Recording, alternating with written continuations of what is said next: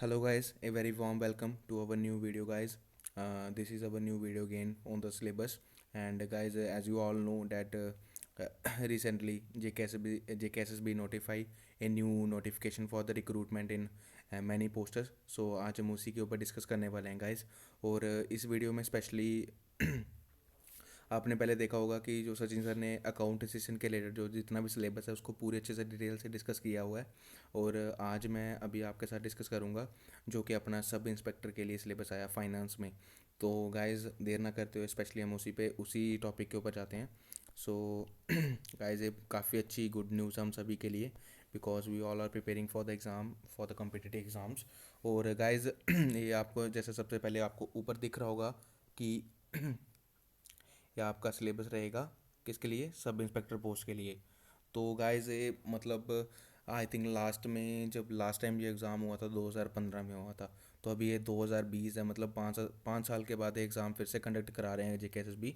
So I think guys this is one of the best chance to हमारे पास जो एक काफ़ी अच्छी अपॉर्चुनिटी आई है जो कि हम सभी को ग्रैब करनी है। सो गाइस और इसमें जो कि आपके टॉपिक रहेंगे गाइस कुछ ज़्यादा नहीं है, बस आपको बस डिटेल में मैं आपको समझाऊंगा कि आपको क्या क्या पढ़ना है, कैसे पढ़ना है।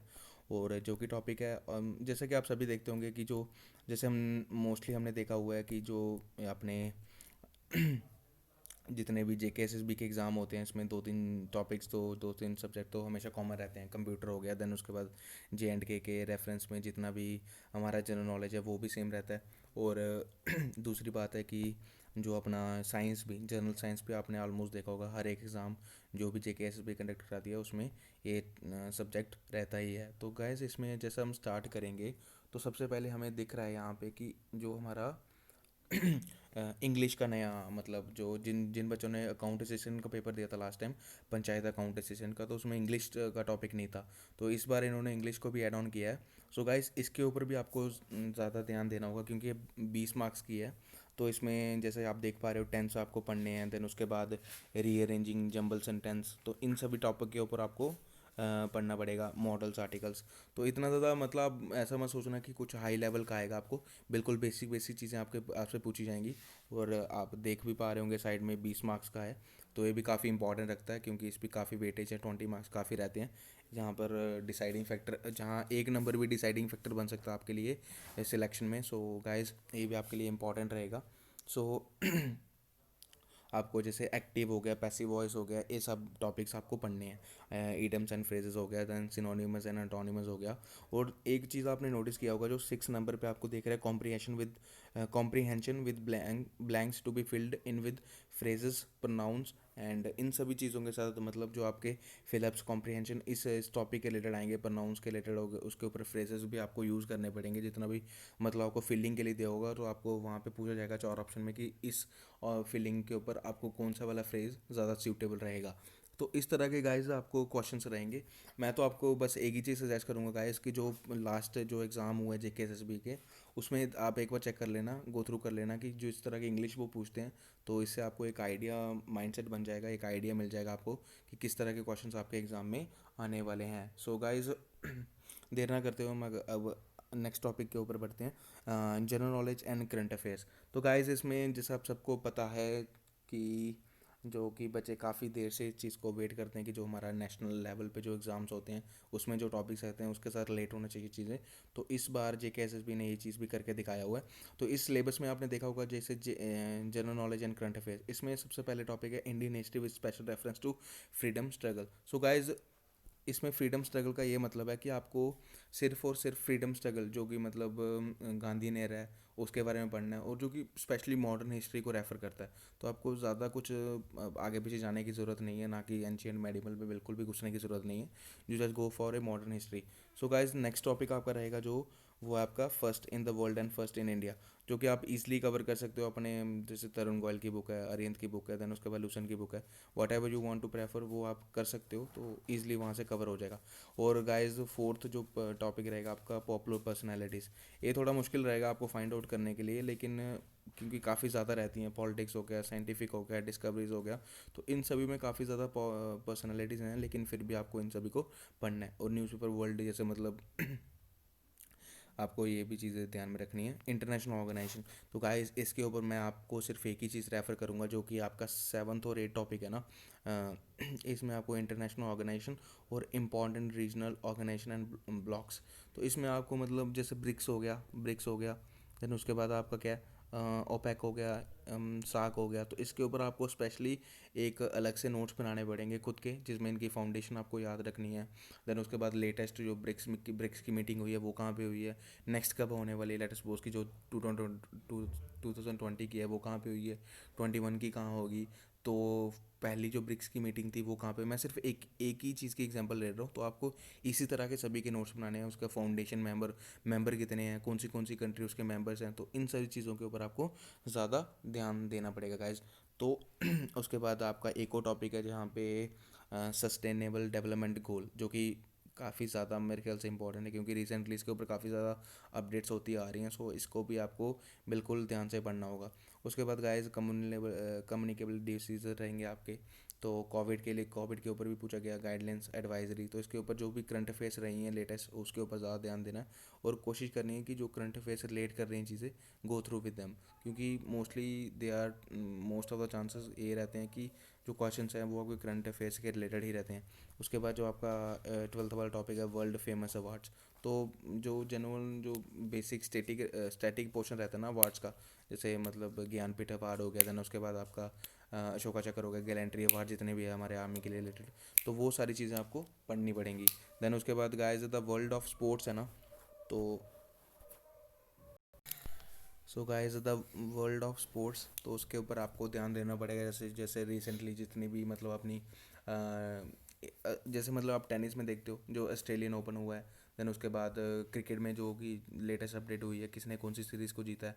तो इन सारी चीज़ों के ऊपर आपको ज़्यादा ध्यान देना पड़ेगा। और क्लाइमेट एंड क्रॉप्स वो आप सभी को पता है, ज्योग्राफी में से टॉपिक निकला हुआ है, तो ये आपको पढ़ना पड़ेगा।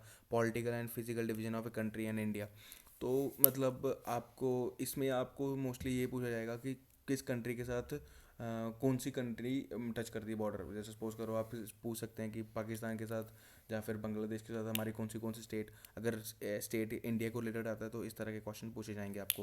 पॉलिटिकल एंड फिजिकल डिवीजन्स मतलब आपको ये भी माउंटेन्स वगैरह भी पूछे जाएंगे इसमें कि आपको कौन से माउंटेन कहाँ पे है। तो इन सारी चीज़ों के ऊपर भी आपको एक गाइस स्पेशली आप देखोगे ना, ये जो आपका 14, 15 और 16, ये तीनों के तीनों टॉपिक आपके जोग्राफी से उठाए गए हैं। तो जोग्राफी का भी इसमें मिक्सअप दिया उन्होंने।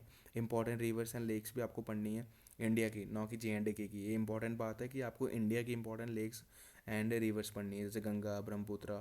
तो इंपॉर्टेंट ये रहेगा कि आपको ये सवाल पूछ सकते हैं, ट्रिकी क्वेश्चन पूछ सकते हैं कि जैसे कौन सी स्टेट से हमारी गंगा निकलती है, तो वो सीक्वेंस में दे सकते हैं। कौन सी पूछ सकते हैं कि गंगा इनमें से कौन सी स्टेट से नहीं निकलती है, तो ये भी पूछ सकते हैं। तो इस तरह के ट्रिकी क्वेश्चन आपके बन सकते हैं। उसके बाद current event of national and international importance, तो वो तो आप सभी को पता होगा कि जैसे जो नेशनल अपडेट्स हो रही है, इंटरनेशनल अपडेट्स हो रही है, जितने भी आपके करंट अफेयर्स होते हैं वो आपको पढ़ने पड़ेंगे। और guys agriculture and economical development, इसको आपको गूगल पे ही सर्च करना पड़ेगा गाइस। इसके लिए आपको कोई स्पेशल कोई बुक नहीं रेफ़र करनी पड़ेगी, जहाँ फिर कोई ऐसा आपको ऐसा नहीं बोलोगे कि आपको बने बनाए टॉपिक मिल जाएगा। आपको इसके लिए खुद सर्च आउट करना पड़ेगा, सर्च आउट करके खुद नोट्स बनाने पड़ेंगे इसके। उसके बाद गाइस आपका रहता है 19 टॉपिक। बेसिकली सिलेबस काफ़ी ज़्यादा डिटेल में है, तो ऐसा मत सोचना कि आपको मतलब बड़े सारे मतलब टफ क्वेश्चंस पूछे जाएंगे, ऐसा कुछ भी नहीं होगा। जो इंपॉर्टेंट टॉपिक्स हैं उनके ऊपर ज़्यादा ध्यान देना, ज़्यादा फोकस करना उनके ऊपर। उसके बाद आपका रहेगा न्यू इकोनॉमिक रिफॉर्म्स है, देन इन्फ्लेशन मॉनेटरी पॉलिसी, ये इकोनॉमी का टॉपिक है, तो आप सभी को पढ़ना पड़ेगा यहाँ से भी। और फिर आपका रह गया 22 इंडियन एटॉमिक रिसर्च प्रोग्राम। 23 हो गया thermal nuclear hydrogen plant in India. तो ये जो स्टैटिक पोर्शन है सारा का सारा, इसके ऊपर आपको ध्यान देना पड़ेगा। स्टैटिक में मतलब थर्मल न्यूक्लियर और हाइड्रो पावर प्लांट्स कहाँ कहाँ पे हैं, और स्पेशली जो जो कि लेटेस्ट अभी बन रहे हैं उनके ऊपर भी ज़्यादा ध्यान देना है। और नेक्स्ट टॉपिक हमारा रहेगा, नेक्स्ट सब्जेक्ट है general knowledge with special reference to UT of J&K।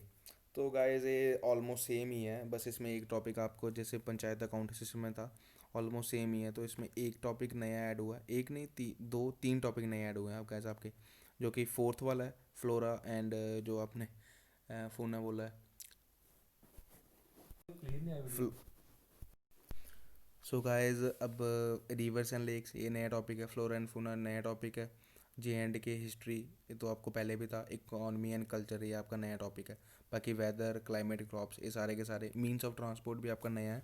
बाकी ऑलमोस्ट सारा का सारा चेंज है और सारा का सारा सेम है। और जो सेवन्थ वाला टॉपिक है ना गाइस, इसमें आपको एक चीज़ नोटिस करने वाली ये है कि जो कि यहाँ पे आपको दे रखा है इन्होंने कि as as amended up to December 2020, जो कि पहले अक्टूबर 2080 था, जिसमें जिन्होंने पंचायत अकाउंट असिस्टेंट का पेपर दिया उनके लिए बोल रहा हूँ।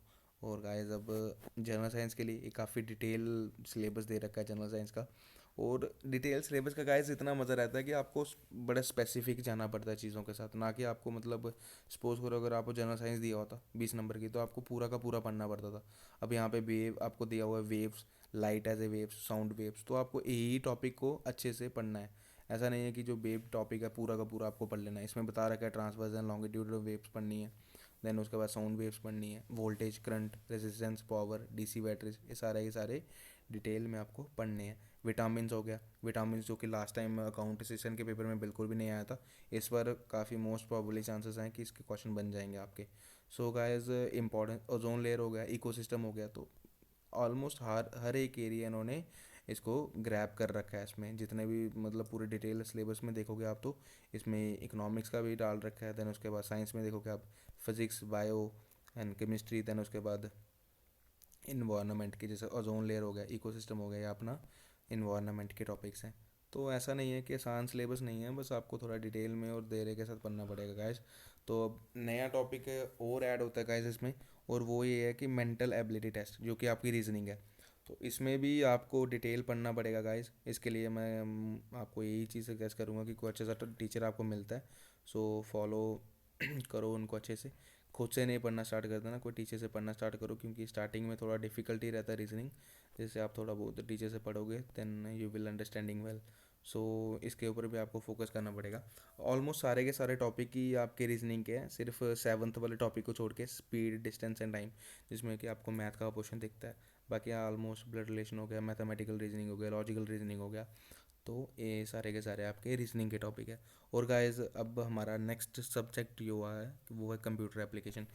और गाइस इसमें अच्छी बात आपके लिए ये है कि जो कि जिन्होंने पंचायत अकाउंट सेशन का पेपर दिया था, उसके कंपैरिजन में ये थोड़ा सिलेबस काफ़ी ज़्यादा शॉर्ट कर दिया इन्होंने। इसमें आपके लगभग 6 टॉपिक दिए हुए हैं पढ़ने के लिए, और जो कि पंचायत अकाउंट असिस्टेंट में आपके इसके कंपैरिजन में 11 टॉपिक थे।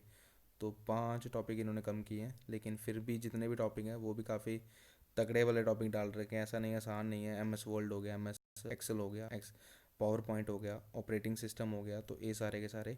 और जो कि बच्चे कोई अच्छी सी बुक रेफ़र कर लेना, जैसे अरिहंत का बुक हो गया, वो भी थोड़ा शॉर्ट में है, लेकिन फिर भी अगर जिसके पास कम टाइम है वो पढ़ सकता है। बाकी डिटेल में काफ़ी सारी बुक्स हैं। तो ये है हमारा आज का पूरा सिलेबस डिस्कशन है। सो गाइज यही है सभी के पास, even I am also preparing for the exam, तो आप सभी को यही अभी जितना हो सकता है उतना टाइम दे दो इसको, और सारी चीज़ें छोड़ दो। अब टाइम है नहीं बिल्कुल भी, क्योंकि जितनी फास्ट रिक्रूटमेंट चल रही है ना, तो गैस इससे गैस यही किया जा रहा है कि सून may be in with in 2 या 3 मंथ्स आपका पेपर भी कंडक्ट हो जाए। सो गाइज अभी तो इतना ऑफिशियली नहीं पता है, लेकिन फिर भी जिस तरह के एजम्पशन लगाए जा रहे हैं, तो most probably with in 2-3 months में आपका एग्ज़ाम हो जाए। सो गाइज तो बस आज का यही वीडियो था। Thank you so much for watching this video, और don't forget to hit the like button and subscribe our channel. We will back soon, और जल्दी हम नई वीडियो भी अपलोड करेंगे। सो गाइज अच्छे से प्रिपेयर करो यार, तो बिल्कुल। और सभी के लिए जो जो अच्छी बुक रेफ़र करनी है वो कर लो, अभी सही टाइम है। और जो कि नोट्स बनाने हैं वो भी बना लो। तो लाइक करना मत भूलो, सब्सक्राइब करना मत भूलो। और इम्पॉर्टेंट बात है यार, हम आपके लिए इतना कर रहे हैं, वीडियो बना रहे हैं, चलो छोटा सा इनिशिएटिव है लेकिन है तो है। तो आपका भी थोड़ा फ़र्ज़ बनता है कि प्लीज़ इसको जितना शेयर कर सको उतना करो यार। तो हमारी भी यही आपसे एक विनती समझ लो। Thank you so much guys, have a good day.